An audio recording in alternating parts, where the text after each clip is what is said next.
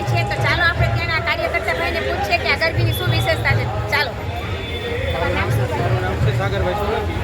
નીચે રોકડિયામાં ગરબી મંડળ છે અને આ 45 કર્યું છે અને 45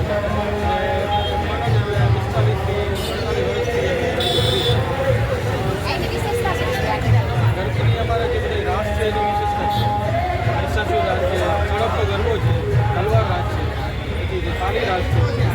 અને અહીંયા તમે કોઈ જાતપાત કે કોઈ પણ જાતપાતનું કાંઈ નથી. ગમે બધી એ બાળાને ગમે એ જાતની બાળાઓ અમારી અંદર ગરબી છે.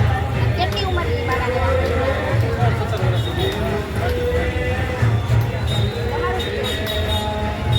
આવું કેવું બસ આવી રીતે સારા આયોજન સનાતન ધર્મમાં થતા રહેવા જોઈએ.